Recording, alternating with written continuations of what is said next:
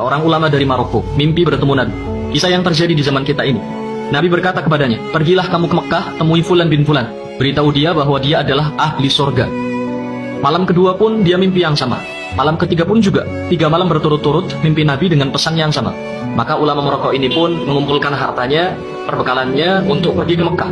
Sesampainya di Mekah, ia melakukan umroh, lalu menghubungi sahabat-sahabatnya para ulama Mekah untuk menanyakan orang yang dia cari. Maka bersama-sama dengan para ulama Mekah, mereka mencari orang yang dimaksud. Dapat info, dia tinggal di daerah pelosok. Sesampainya di daerah yang dimaksud, para ulama ini bertanya kepada penduduk setempat, "Kau tahu rumah Fulan bin Fulan?" Penduduk itu pun kaget. "Kalian, para ulama, dengan pakaian terhormat, kalian orang-orang soleh, dengan penampilan alim seperti ini, mencari Fulan bin Fulan?" "Iya, memangnya kenapa?" kata ulama Maroko itu. "Kalian akan tahu sendiri setelah bertemu dengan orangnya." Maka ditunjukkanlah rumah orang yang dimaksud. Begitu pintu diketuk, yang keluar adalah seorang laki-laki dengan penampilan preman, dekil, fasik. Ulama Maroko ini kaget. Dia berkata dalam dirinya, "Aku pikir orang yang akan kutemui adalah orang alim, soleh, ahli ibadah. Ternyata seorang berpenampilan buruk." Orang itu pun kaget juga. Kenapa para ulama mengunjunginya? Ulama Maroko bertanya, "Apa benar kau Fulan bin Fulan?" "Ya, benar. Siapa kalian? Mau apa kalian datang ke rumah?" Ulama Maroko ini berkata, "Aku dari Maroko, datang jauh-jauh ke Mekah untuk mencarimu. Sebab ada pesan yang harus kusampaikan padamu. 3 malam berturut-turut aku bermimpi Rasulullah Shallallahu Alaihi Wasallam. Beliau berpesan, pergilah kamu ke Mekah, temui Fulan bin Fulan. Beritahu dia bahwa dia ahli surga."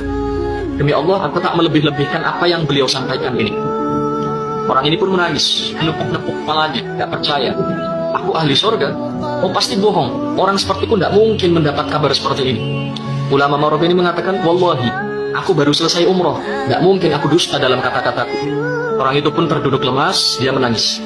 Ulama Maroko berkata, "Demi Allah, apa amal perbuatan yang kau lakukan sampai kau dapat kabar gembira seperti ini?"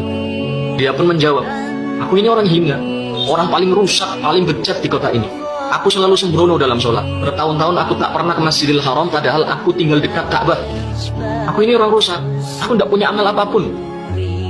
Maka ditanya lagi, "Coba kau ingat-ingat lagi, mungkin kau punya amal yang kau lupakan." Maka orang ini mengingat-ingat, lalu dia katakan, "Iya, aku punya satu amal baik, dan cuma ini amal baik yang aku punya. Tidak ada amal soleh lain selain yang ini. Dulu aku pernah punya seorang tetangga, dia mati. Dia meninggalkan istrinya menjanda dan anak-anaknya yatim. Saat itu aku bernazar akan membagi 2 semua upahku. Satu untukku dan keluargaku, satu lagi untuk janda tetanggaku dan anak-anaknya. Wallahi, dari semenjak itu sampai hari ini, aku masih terus membagi 2 upahku untuk keluargaku dan untuk mereka." Ulama Maroko berkata, "Ayo kita ke Masjidil Haram." Orang ini pun mandi, memakai pakaian terbaiknya, lalu pergi bersama para ulama ke Masjidil Haram untuk sholat berjamaah. Pertama kali dia masuk Masjidil Haram, dia menangis. Dia terus menangis, tidak henti-henti sampai dikumandangkan iqamat sholat. Bahkan dalam sholat pun dia menangis. Ketika imam baca surat, orang ini terus menangis. Terisak sampai membuat ulama Maroko ini yang sholat di sampingnya ikut menangis. Berdiri rakaat pertama, rakaat kedua, rakaat ketiga, sampai sujud sebelum akhir. Dia tidak mengangkat kepalanya lagi, dan ternyata rohnya telah dicabut. Pesannya adalah, jangan berprasangka buruk dengan siapapun. Siapa tahu dia ahli surga. Satu-satunya makhluk yang boleh kita buruk sangka dengannya hanyalah diri kita.